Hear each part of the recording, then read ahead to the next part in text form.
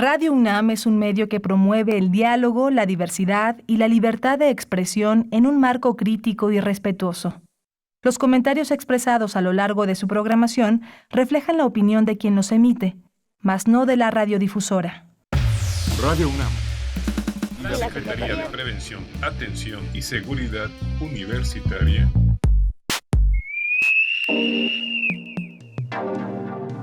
A través de la Dirección General de Atención a la Salud, presentan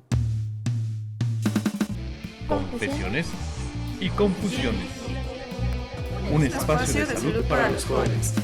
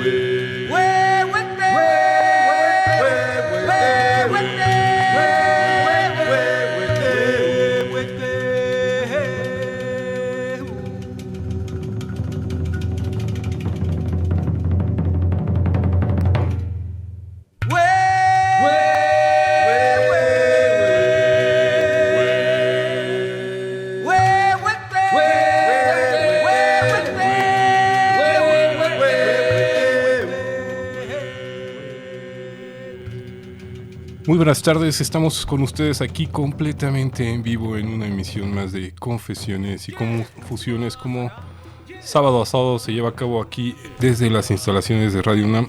Le estamos mandando un saludo a todos ustedes para que nos acompañen, los invitamos. El tema del día de hoy promete mucho aquí con la doctora Blanca Anzoleaga Humana, a quien le estamos dando la bienvenida. ¿Cómo está? Muy buenas tardes. Gracias por haberme invitado y pues esperemos que esté muy bien esta entrevista, muy interesante. Al contrario, yo creo que gracias a su presencia es que esto va a avanzar. Y bueno, el tema de entrada invita mucho, ¿no? Es muy abierto. Bueno, el tema se llama moral y ética.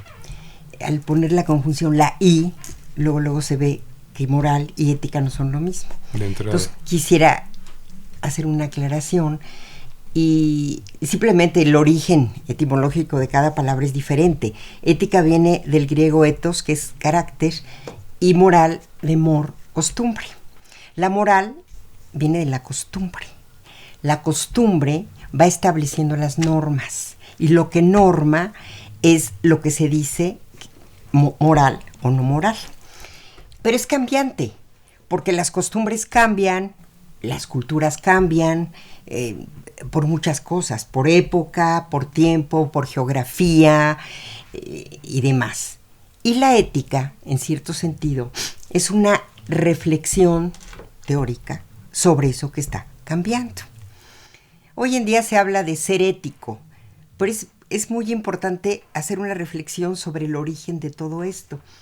Ethos, carácter y la ética están ligadas precisamente a fortalecer el carácter a través de la de adquirir una virtud. Estoy hablando desde los griegos ahorita, ¿no? Ya Claro.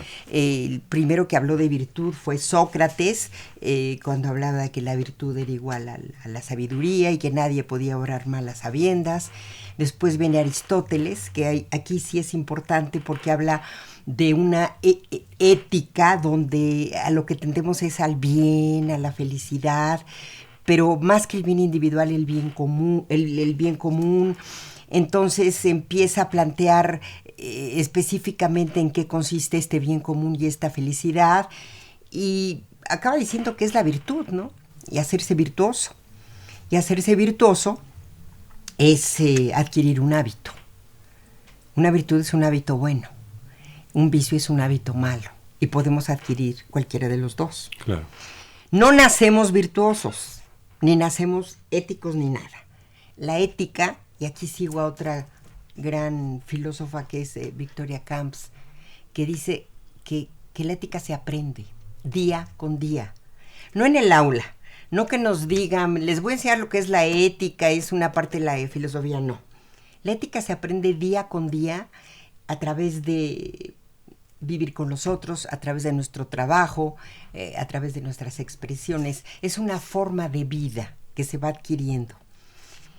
Y al ser éticos, al ser virtuosos, podemos decir que no podemos ser éticos de una sola, es decir, lo somos de una sola manera, pero en nuestra vida no podemos en una faceta no serlo y en otra sí. Nuestra manera de ser muestra nuestra eticidad o nuestra forma de ser moral. Que la moral tiene que ver con esta forma de vida de la que ya hablamos. Claro. No sé si hasta aquí esté claro. Vamos avanzando, vamos entendiendo muy bien. Pero un poco antes de seguir introduciéndonos en estos temas, háblanos un poco sobre Blanca Anzuliaga, que es nuestra invitada Sobre de hoy. mí. Bueno, es difícil hablar de uno mismo, pero Claro. pues, ¿qué puedo decir? Que vivo, mis grandes amores han sido la filosofía y la poesía, la literatura.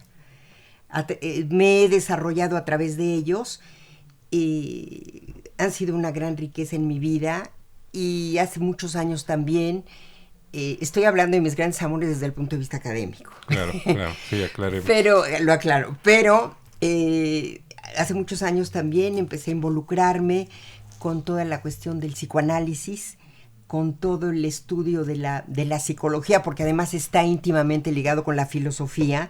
Es más, el mismo Freud abreva de la filosofía. Él leyó a los griegos y leyó a Schopenhauer y leyó a Aristóteles y lo estudió y demás. Entonces, a través de seminarios, de cursos, me he ido enriqueciendo, haciendo una especie como de trama entre todas estas materias, porque además no están divorciadas. Por un lado, hay filósofos que son grandes escritores, que eso lo habíamos comentado antes, ¿no? Que están hablando de una filosofía profunda, seria, pero sin embargo escriben con un lenguaje literario extraordinario. Puede ser un Nietzsche, un Schopenhauer, el mismo Platón. Y si vamos a la línea de, por ejemplo, psicoanálisis, a Freud le dan un premio literario, el premio Goethe. Era un gran escritor. Leerlo a él tiene una fluidez y una soltura, pero también tiene textos muy difíciles, claro, porque él era científico y tiene textos difíciles, ¿no? Sí, pero a pesar de ello, como bien lo marcaba y lo hemos ido viendo, ha sido para muchos lectores que no están tan metidos en estas materias, de mayor entendimiento que otros. La forma de escribir. Por supuesto, porque aunque hablen de cosas que a veces son difíciles de entender, por ejemplo, un texto de Nietzsche, que así habló Zaratustra, que es casi un poema, es muy difícil y es de una belleza extraordinaria, ¿no?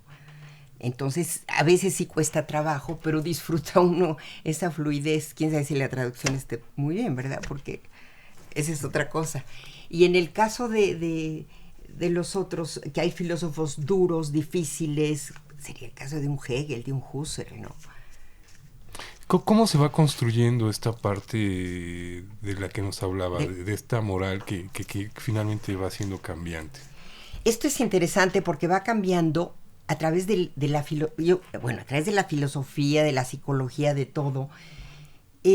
Por ejemplo, estamos hablando ahorita de los griegos, estamos hablando de Grecia, pero nos podemos pasar, por ejemplo, a Kant. Estoy dando un salto enorme. Sí. Kant, en donde él es como un hito en la historia de la filosofía, parte, y para él, por ejemplo, una acción moral es una acción que se hace siempre y por deber. O sea, aunque yo no tenga ganas de hacerla, si la hago por deber, es una acción moral. Entonces era un filósofo muy ortodoxo, muy estricto respecto a la razón práctica y respecto a la ética, ¿no? Y muchas... no nos vamos a meter en cuestiones religiosas, pero muchas, por ejemplo, líneas del protestantismo se rigen por esta cuestión del deber ser, ¿no? Y también otras religiones cristianas y demás. Pero este deber ser sí es muy importante porque no te da chance, no hay flexibilidad para elegir. O cumples con tu deber o cumples con tu deber, y si no, no es una acción moral, ¿no? Pero todo lo demás va cambiando a través del aspecto filosófico. Vendrán después otros filósofos, como son Schopenhauer, como es Nietzsche, como es Michel Foucault, como son, Freud, por otro lado, que no es filósofo. Vendrán que hablan de la moral y lo van a ver de diferentes formas, de diferentes maneras, porque, por ejemplo, la moral para un Freud y para un Nietzsche es ir contra la vida. Una moral que te reprime va contra la vida. Entonces, en el sentido de que si todo lo normativo es represor y la moral te da normas, ¿sí? Te reprime. Pero de alguna manera eso te causa malestar. Claro. ¿No? Es incómodo. Es lo que trata en su Malestar en la cultura, Freud, ¿no? Y Nietzsche dirá, lo importante es afirmar la vida. Pero no está hablando de un libertinaje en que te lleves de calle a los demás, ¿no? Sino simplemente en un ser fiel a ti mismo, en un afirmar esa fuerza, esa voluntad de poder y adelante, ¿no? Entonces sí cabría pensar, estoy yendo al extremo con estos filósofos, pero si vamos más adelante, con Victoria Camps, o una filósofa que es extraordinaria, que es Martha Nussbaum. Ella tiene un librito que se llama La fragilidad del bien. Y dice que la belleza del ser humano está en la fragilidad del bien, es decir, en que podemos equivocarnos, en que somos lábiles, frágiles, ¿no? Y ella habla también precisamente de la buena vida. Y liga la moral con la buena vida, Okay. Que es la felicidad de la que hablaban los griegos. Lo cual resulta complicado viéndolo en este planteamiento porque pues nos plantea la moral como un medio de control. Sí. Para encontrar una situación de bienestar general. Uh-huh. En realidad la moral viene de la costumbre. Ajá. Y la costumbre se vuelve norma. Inclusive acciones que fueron buenas en otros tiempos muchas veces siguen siendo buenas sin que sepamos por qué. Pero la costumbre es la que impone realmente la norma. Ahora, la norma no es ley, porque la ley viene de fuera y tiene una penalidad. Pero la norma, lo que da la norma es una obligatoriedad. ¿Quién te obliga? Yo. Transgredir la norma es, de alguna manera, salir de la costumbre. En otra terminología podríamos decir salir del surco, delirar. Por eso quien delira y sale del surco y rompe la costumbre es marginado. Por ejemplo, los artistas, los creadores, los locos, qué sé yo. Todos esos que andan por ahí. Es bien interesante, sí. No, muy, muy interesante realmente. Vamos a ir a una breve pausa rapidísima y regresamos aquí con ustedes a Confesiones y Confusiones con esta interesante charla que estamos llevando a cabo con la doctora Blanca Anzoliaga, Humana. Regresamos.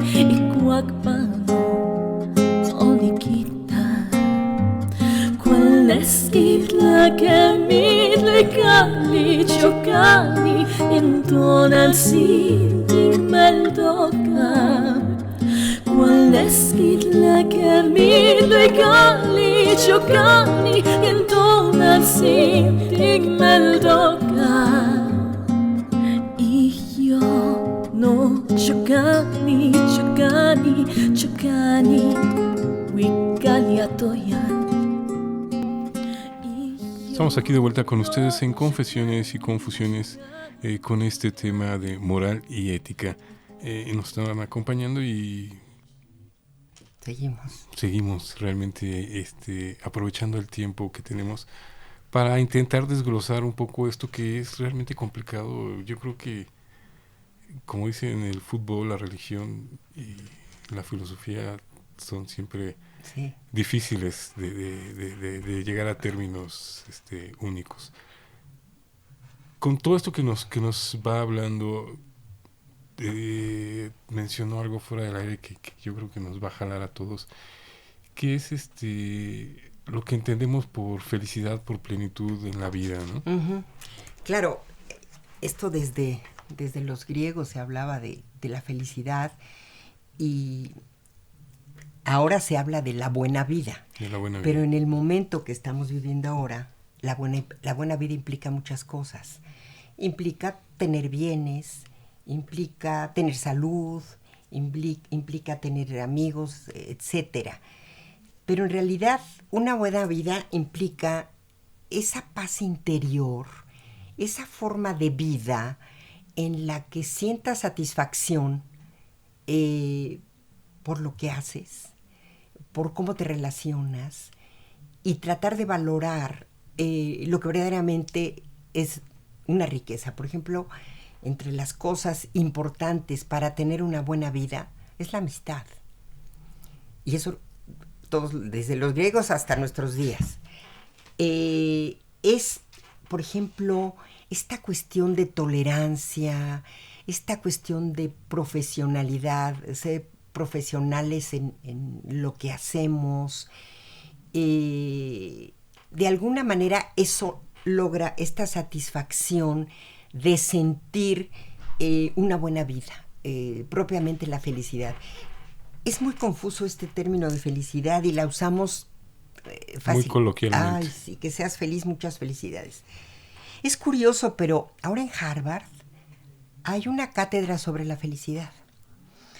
Inclusive se publicó un artículo en La Ibero sobre una serie de preguntas, entrevistas que hicieron por la importancia que tiene la felicidad. Pero ¿qué es la felicidad propiamente dicho? ¿Qué es lo que perseguimos con la felicidad? Porque siempre estamos en falta, siempre hay una carencia. Es decir, y en realidad yo creo que la felicidad es el momento pleno, el instante por el cual la vida vale la pena. Y ese instante es el contraste con todo lo demás. Podría ser una relación amorosa, tomar un buen vino, ver un paisaje, leer un poema. Es decir, el mismo Freud decía que la felicidad era el contraste. Es decir, no podemos ser felices, nos moriríamos Es decir, demasiada intensidad. no soportaríamos. Entonces, la felicidad es precisamente esa plenitud, eso que nos abarca, esos momentos. Pero el ser humano está acostumbrado a perseguir y tratar de llenar esa falta, que es hacia donde apunta el deseo, ¿no? El deseo de algo que no sabemos ni siquiera qué es. En ese sentido, ¿qué papel viene jugando este sentido de moral? Porque es un hecho que, como bien lo marca, la felicidad constante sería imposible. Entonces tiene que haber curvas, ¿no? Tiene que haber curvas y además dependen las culturas, porque la moral, de alguna manera, pues es transgredida, ¿no? Porque si para mí la felicidad es tener, pues a lo mejor paso por encima de muchas cosas para tener, y es lo que nos está pasando ahora en muchos momentos, ¿no? Entonces, y además la cuestión de la moral tiene que ver con el individuo mismo, no solamente con lo de afuera. No necesitamos una religión para ser éticos y morales. Es nuestra forma de ser. Así somos, y somos en todo, en una entrevista de radio, en lo que sea. Entonces, sí tiene que ver la moral, es decir, según nuestra forma de vida, qué es lo que buscamos y que nos hace sentir bien, y nos hace sentir felices y en una vida plena, ¿no? Y esto lo vamos conjugando, adaptando dentro de las mismas círculos de convivencia. Claro, pero fíjate, es decir, la moral no se aprende, como te dije. Bueno, más bien, sí se aprende, sí, pero no nacemos así. Morales. Pero lo vamos introyectando. Es decir, de alguna manera se interioriza a través de nuestras emociones y a través de nuestra vida familiar, de los vecinos, de todo el... Y vamos introyectando eso y vamos aprendiendo. Entonces, es como cuando aprendes a manejar que te cuesta trabajo al principio. Dices, el clutch, no sé. Y después ya ni te acuerdas. Cuando empiezas a aprender esto, eres ético y tienes un comportamiento moral sin cuestionamiento. Ni te la cuestionas. No sé si... Sí, ni cuenta se da uno. Empieza a ser algo funcional, por decirlo de alguna manera. Ahora, por ejemplo, en el caso de Freud, en la cuestión que él no habla de moral, pero sí habla del superyo y habla del gran tirano, que es el superyo, que tiene que ver con este deber, con esta cuestión que nos reprime respecto a muchas cosas que quisiéramos hacer y no hacemos. Entonces, ese reprimirnos sí nos causa malestar. Pero, por un lado está el superyo y por otra parte, también están, pues, el otro, porque en realidad la moral está ligada con el otro. Yo no puedo afectar al otro en mi comportamiento. Como principio. Exactamente. Estamos aquí con ustedes completamente en vivo en Confesiones y Confusiones. Vamos a otra breve pausa rápidamente. Estamos en las redes sociales como Confesiones-RU y nos pueden buscar en Twitter o en Facebook. Con mucho gusto ahí nos podemos poner en contacto. Recuerden, este es un programa en vivo y le estamos agradeciendo aquí a Crescencio Suárez Blancas en los controles técnicos.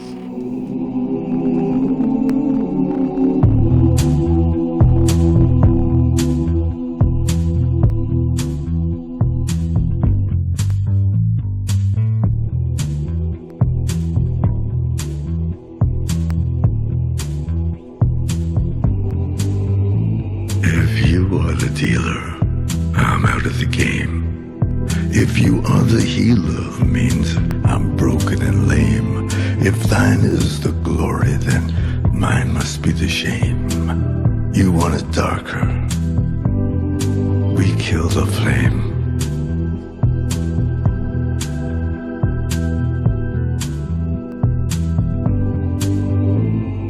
Magnified, sanctified be thy holy name.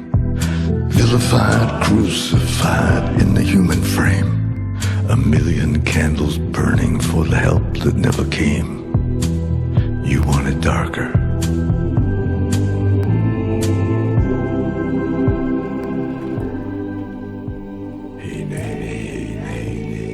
Estamos aquí con ustedes en Confesiones y Confusiones con este interesantísimo tema de la ética y la moral. Y bueno, ya nos quedamos súper interesados con el tema aquí con la doctora Blanca.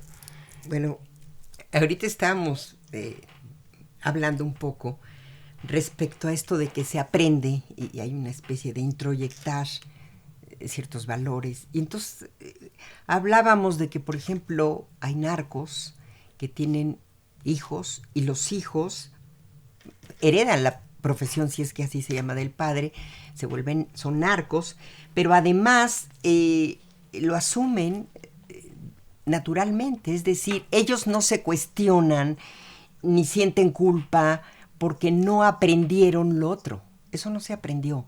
Entonces, es decir, acuérdense que hay hábito bueno y hábito malo.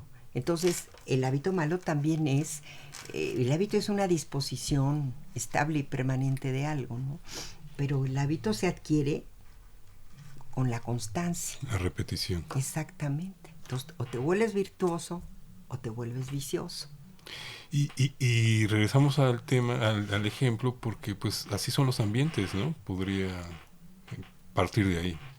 Es muy difícil, porque no todos pensamos igual, no todos venimos de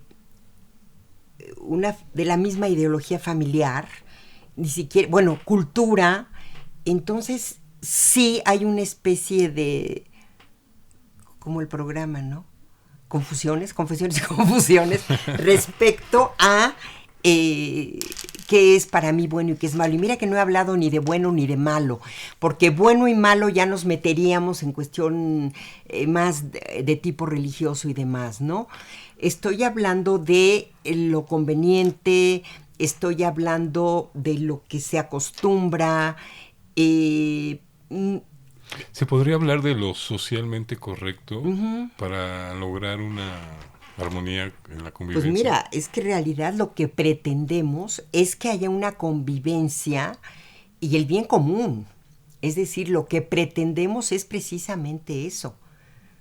Porque el bien individual es egoísta y el bien común tiende precisamente al bien de todos.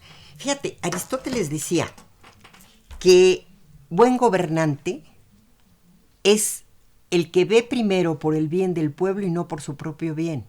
Mal gobernante es el que ve primero por su propio bien y luego por el del pueblo. Ya es de Aristóteles. Es de Aristóteles, y Aristóteles decía, el político debe saber un poco más del alma humana. Bueno, deberían de leer Aristóteles algunos, pero es eso, ¿no? Y no es que haya normas y que llegues al aula y te digan, vamos a ver lo que es bueno y lo que es malo. Esto está prohibido. No. Es algo que brota de tu propia forma de ser. ¿Por qué? Porque tiene que ver con educación, tiene que ver con formación, tiene que ver con cultura, con forma de vida, con todo esto. ¿Es hasta cierto punto parte de una naturaleza? Aristóteles decía que la moral es una segunda naturaleza en el ser humano, claro, que es lo que le permite convivir con los demás. Pero yo creo que por el solo hecho de ser humano implica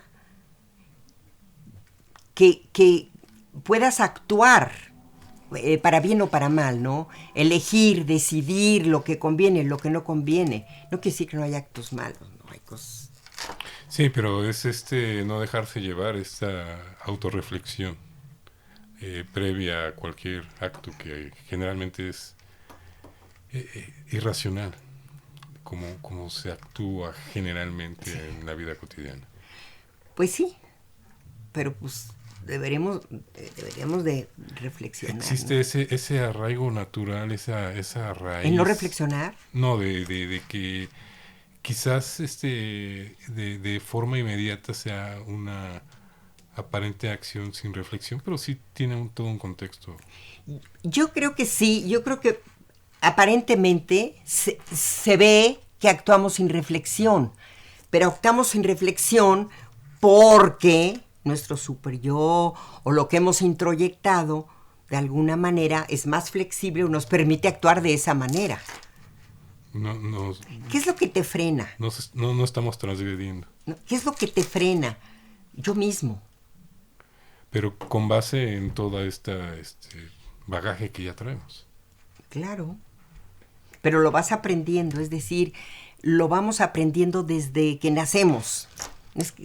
Vamos a aprender a ser éticos. No.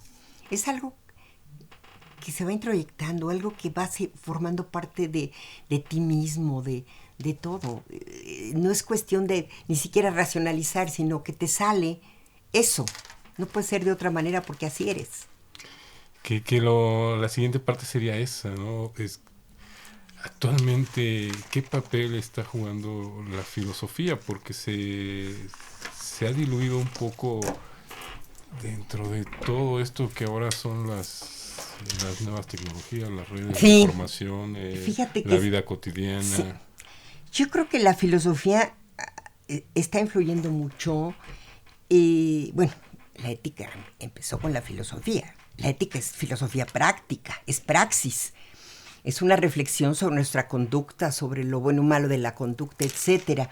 Pero hoy en día, inclusive, hay muy buenos filósofos que están escribiendo y están reflexionando precisamente sobre este tema. Es decir, sobre la cuestión de lo que se nos ha olvidado. Por ejemplo, estamos hablando de Lipovetsky en la era del vacío, estamos hablando de... Hay un filósofo extraordinario que es un joven coreano que vive en Berlín, es heideggeriano y escribe, fíjate, nada más que el nombre de sus libros. Uno se llama La agonía de Eros. Es decir, Eros, el amor, la relación, se está yendo, ya no hay. Porque estamos viviendo en una época en donde están los medios, y entonces escribe Enjambre, que es otro texto, donde habla de las redes y la confusión y todo, pero lo propiamente humano se nos pierde. Sí, se va... La parte emotiva, la parte poética, porque somos poetas en última instancia todos, ¿no? Y digo, no solo él, otro filósofo extraordinario es el que escribe sobre la vida líquida, que es Zygmunt Bauman, que acaba de morir. Él nos habla de la vida líquida y dice que lo que nos está pasando es que nos estamos haciendo líquidos, es decir, ya no hay relaciones, la propia vida se está diluyendo como agua. Es impresionante. Entonces sí, la filosofía está siendo afectada, influye mucho en lo que nos está pasando, y reflexionar sobre esto de los medios, esto de la virtualidad, esto de la falta de cercanía con el otro. Lo que más nos interesa es el otro, la alteridad, el cercano al otro. Y aparentemente es esta. Cree uno que los kilómetros desaparecieron ya y estamos frente a frente a alguien. Es terrible. Tú felicitas a alguien, ya ahora no le hablas o no le das un abrazo, sino le mandas un chat y le dices felicidades, y hasta flores le mandas.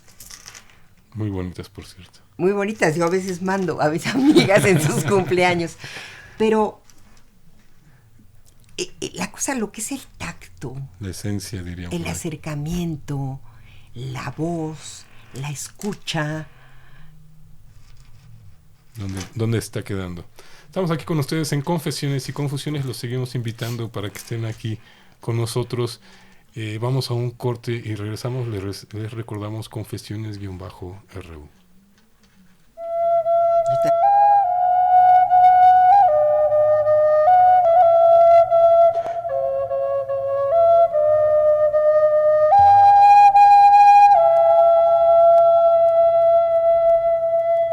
Inilguicatin qualitlanesi, inilguicatin qualitlanesi. Tot la soklanansin, tot la soklanansin, tot la soklanansin interpeyakan. Tot la soklanansin, tot la soklan nansin, tot la soklan nansin, inte payakan. Inil guicat in qualitlanesi. Regresamos aquí con ustedes, estamos en Confesiones y Confusiones, con este interesantísimo tema.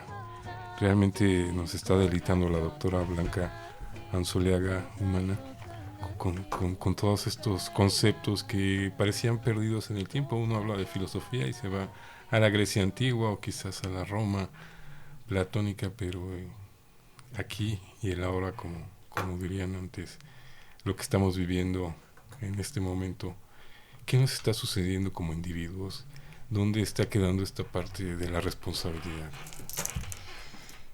Pues mira, ahorita que dijiste responsabilidad, es una de las partes o de los puntos más importantes de que trabaja la ética, digamos.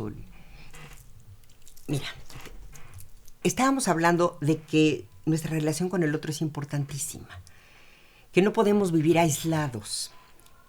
Sin el otro nos morimos, ya decía Hegel, si no nos reconoce el otro, no somos.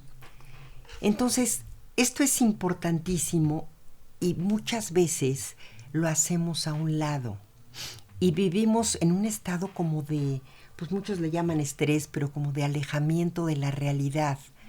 Y no tocamos tierra, y tocar tierra es maravilloso. Tocar tierra es saber que estás en tu casa, saber que puedes cenar, que tomar una copita de vino, o que puedes leer un poema, o que puedes ver lo que sea. Pero la responsabilidad implica no solo el darte cuenta de eso, sino que tenemos que hacer algo por los otros. Y esto implica, yo digo antes que nada, tolerancia. Debemos ser tolerantes, ya el filósofo John Locke decía de la tolerancia. Tolerancia no significa que te tolero, no. Tolerancia significa el que soy capaz de estar tranquilo y tolerar el que tú pienses de otra manera distinta a mí. El que tú creas en otra cosa que yo no creo.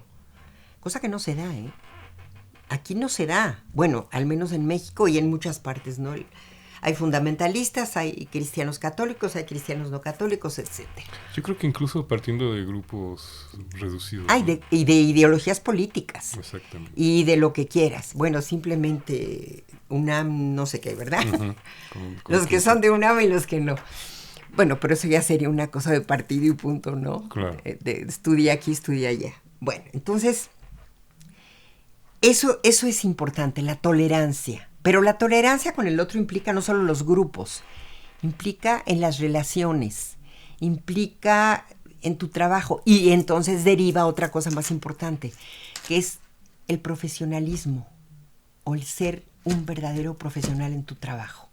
¿Qué significa? Que tienes una responsabilidad impresionante en lo que estás haciendo. Que no estamos hablando para nada de los títulos nobiliarios. Nada. El ser un profesional en lo que haces implica que tienes la excelencia en tu trabajo, en lo que haces, y entonces eres un virtuoso. Y entonces estás actuando dentro de una ética, podríamos decir, ¿no? Esto es difícil. Esta filósofa que ya he hablado de ella, que es Victoria Camps, habla de la responsabilidad, del profesionalismo, de la tolerancia. Habla de las virtudes cívicas que tenemos y que hemos olvidado. Y de veras se nos han olvidado. A mí lo que el otro haga me vale, dicen. Pues no. ¿Por qué? Porque el otro tiene que ver conmigo y yo tengo que ver con el otro, ¿no? Finalmente, tenemos que compartir espacios, compartir formas de vida, uh-huh, etcétera, etcétera. ¿Cómo regresar? ¿Cómo detenerse en el semáforo? A través de reflexión profunda. Yo creo que esto necesita una sacudida existencial, diría yo, a través de la cual, digamos, es que esto no va. Y entonces, una reflexión. Solo algo que te sucede te hace cambiar. No vas de un día para otro, ay, ya voy a cambiar. No, algo que te sucede, algo que te hace tocar fondo. Que te mueva. Exactamente. Y esto tiene que pasar mucho tiempo porque es aprendido, es poco a poco, etcétera. Fíjate, en la época que yo daba a Sartre, me acuerdo, se impresionaban mis alumnos porque Sartre decía que estábamos condenados a ser libres. No podíamos no elegir, podíamos elegir no elegir, pero no podíamos no elegir. Pero él decía una cosa muy seria. Decía que la esencia de la libertad son los límites, y el límite es el otro. Eso es lo que decía. Era un hombre que pensaba, el límite es el otro. Yo no puedo hacer lo que me dé la gana, porque lo que yo haga te va a afectar a ti. Y él no hablaba de que existía una moral para todos. Él tampoco hablaba de eso. Simplemente hablaba de cosas directas, de resultados, bueno, de acción y reacción, ¿no? Finalmente. Entonces, en eso es cierto. Lo que yo haga afecta al otro. Entonces, la esencia de la libertad son los límites. Mi límite es el otro. Y eso ya no lo hacemos. Estamos transgredidos unos a otros. Quiero volarle el trabajo al otro, no me importa. Tengo que pensar si se va a quedar sin trabajo. Nada. El que necesita el trabajo soy yo. Claro, y en todo, ve lo que general. estamos viviendo todos, ¿no? Seguimos aquí con ustedes. Vámonos a una recta final de confesiones y confusiones. Les estamos agradeciendo que nos acompañen. Los seguimos invitando para que se pongan en contacto al 55 36 8989 o vía redes sociales. Regresamos aquí con ustedes.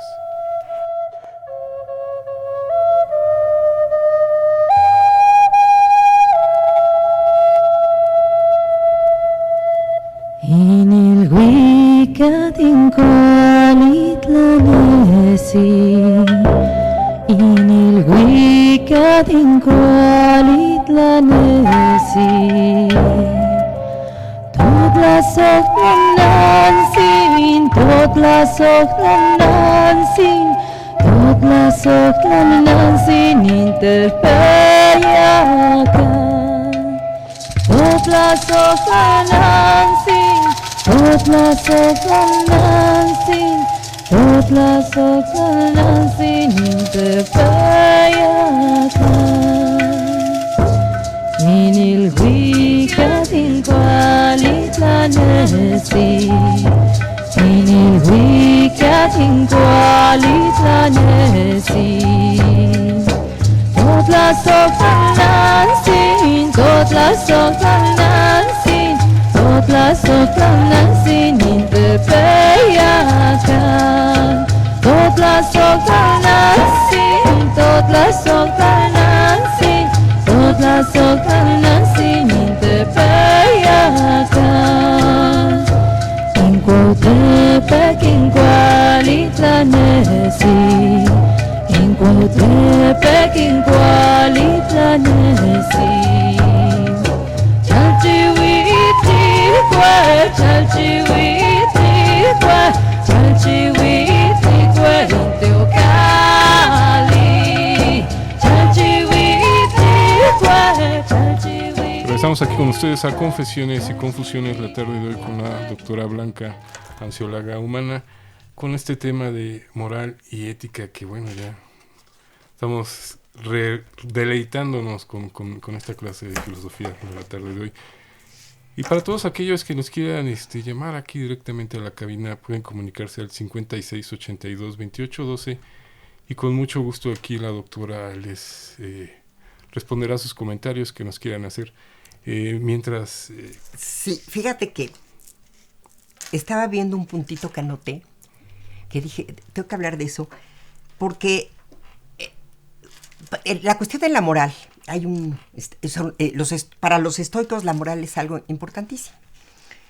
Los estoicos fue fundado por un filósofo que se llamaba Zenón, pero no me voy a meter en todo lo que decían los estoicos, sino simplemente que decía que somos cosmopolitai, que somos ciudadanos del mundo. Y como ciudadanos del mundo tenemos obligaciones éticas.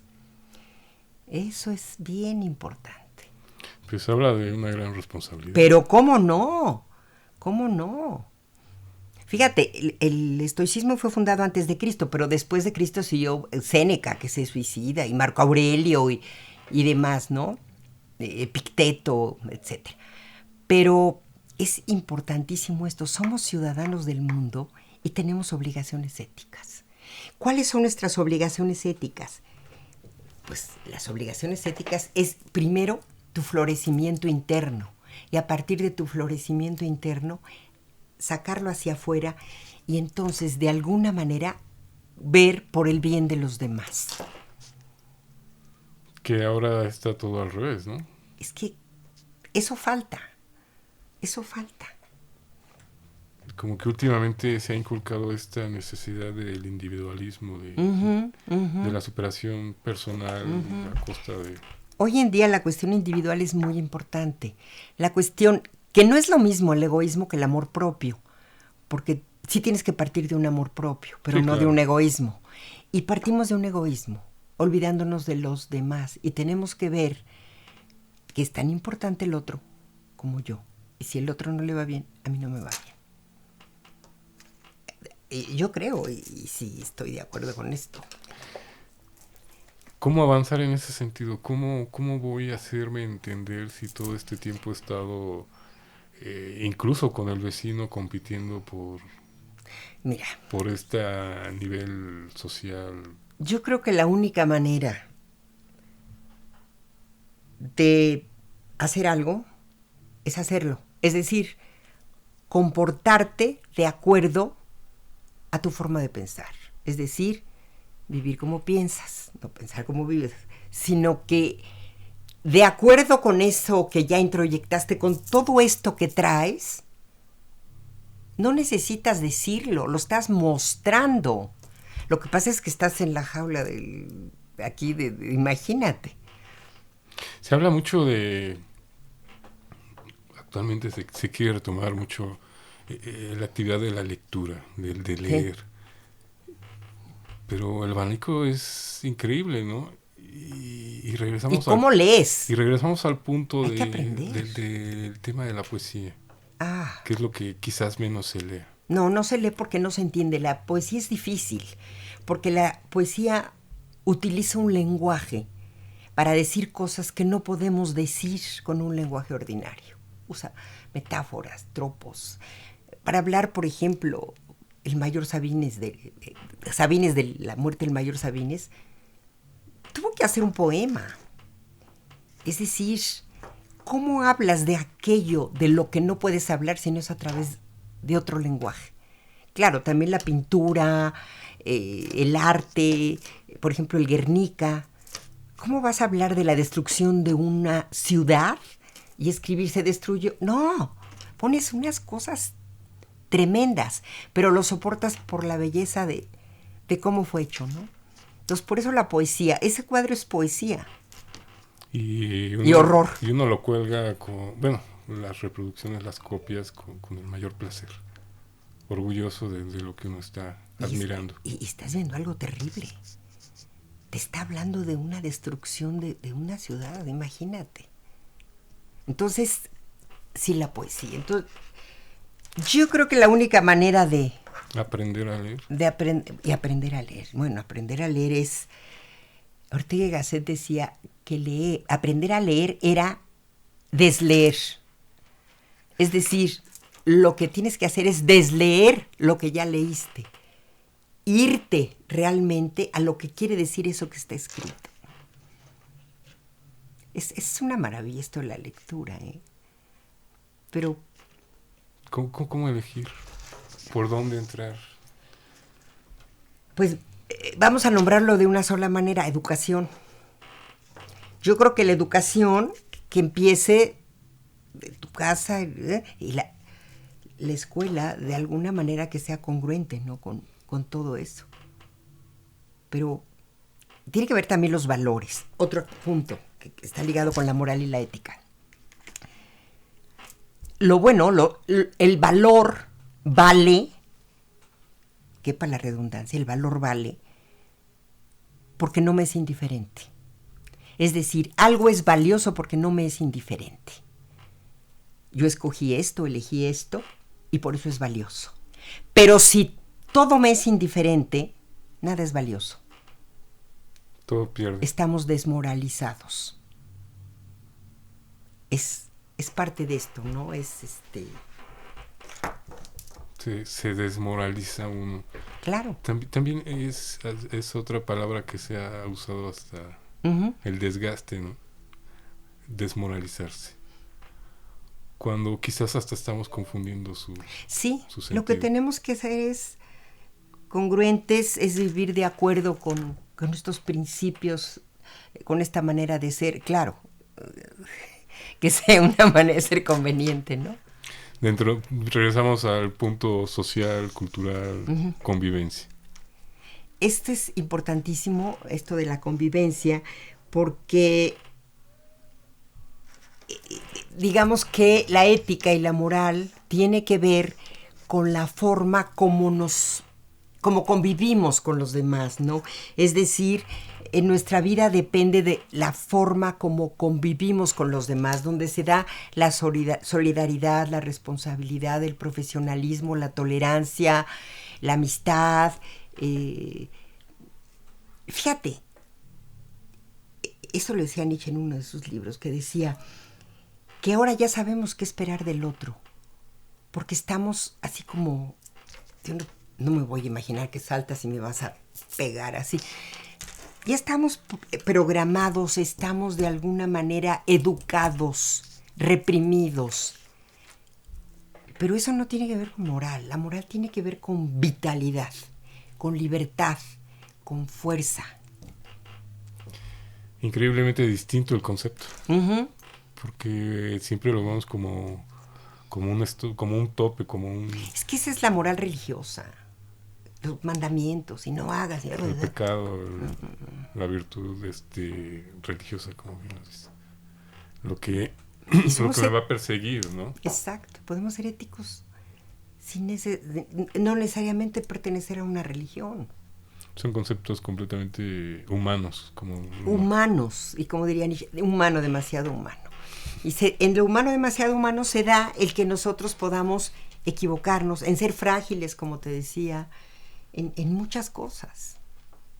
Pero somos perfectibles y lo que buscamos es precisamente esa excelencia en lo que hacemos. Increíbles. Todos lo buscamos. Claro. O todos deberíamos. Pues sí, tú esperas en cada entrevista que sea la mejor, Claro. ¿no? Claro. Y en cada cosa, ¿no? En cada paso que da uno debería ser así.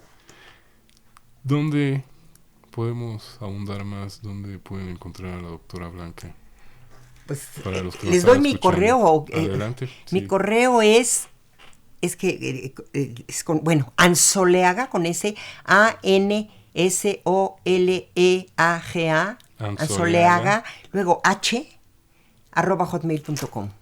Ansoleaga@hotmail. Ansoleaga H. Ansoleaga H, perdón. Ese es mi segundo apellido. Ansoleaga H @ @hotmail.com. Lo que quieran, lo que necesiten o me quieran preguntar. ¿Y tiene por ahí usted algunos libros? Bueno, sobre ética, no, de filosofía, tengo algunos ensayos, tengo un libro sobre Nietzsche, que fue mi tesis doctoral y luego se publicó, y sí tengo algunas novelas y libros de poemas y... Que nunca deben faltar Nunca. en la librería personal. Exactamente. Pues ha sido un placer realmente esta tarde, doctora Blanca Ansoleaga Humana. Nos ha deleitado realmente con esta clase de moral y ética, que finalmente nos saca un poco de esta idea muy cuadrada que se tiene de estos temas tan interesantes y tan llenos de vida, como la filosofía misma. No, la filosofía es lo propiamente humano. Somos filósofos por vocación. ¿Algunas palabras que nos quiera dejar a nuestros queridos radioescuchas antes de despedirnos la tarde de hoy? No, pues que les agradezco mucho su escucha y que si tienen alguna duda, con mucho gusto me pueden escribir, y que los invito a reflexionar un poco en algunas de las cosas que dije, porque detenerse vale la pena y creo que es importante en este momento cuestionarnos sobre este problema, ¿no? De que no es problema, sino es algo que tenemos que vivir y alcanzar, ¿no? La cuestión de la moral y de la ética. La academia sigue alimentando el alma. La academia sigue. Claro, la academia es importantísima, importantísima. Y además, yo lo que más disfruto son mis clases, dar clase a mis alumnos, porque además ellos me enseñan mucho y aprendo mucho.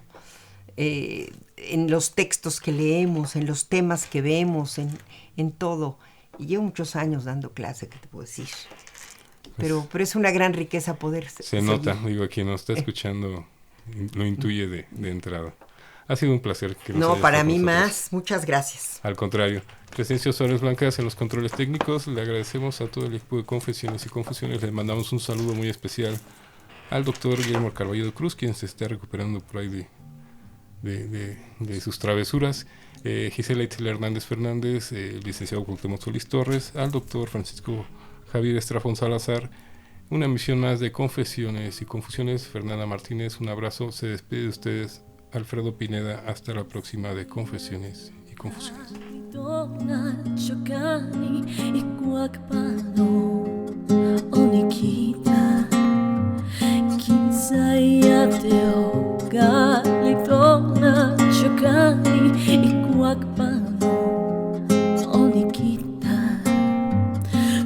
Esquitla que mi legali giocani intorno al meldoca. Qual esquitla che mi legali giocani intorno al meldoca.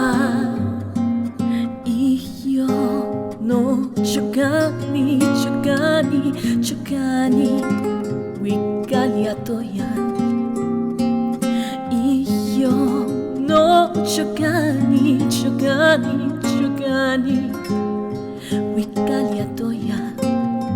Shitla Bacho, Modil Mantli, Chogani, Ambani mi kissing Sawa. Shitla Bacho, Modil Mantli, Chogani, Ambani mi kissing Sawa.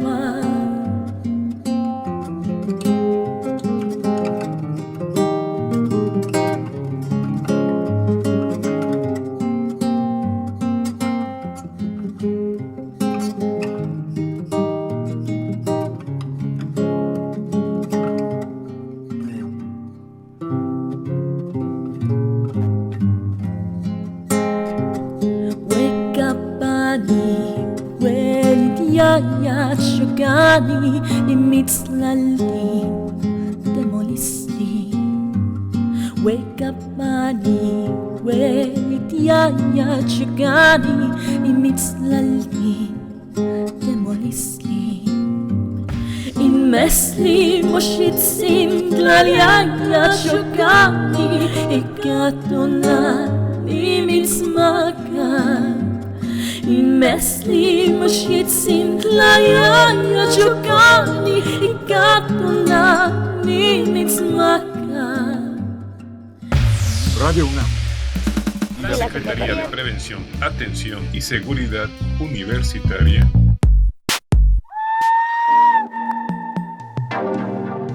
a través de la Dirección General de Atención a la Salud Presentaron Confesiones y Confusiones.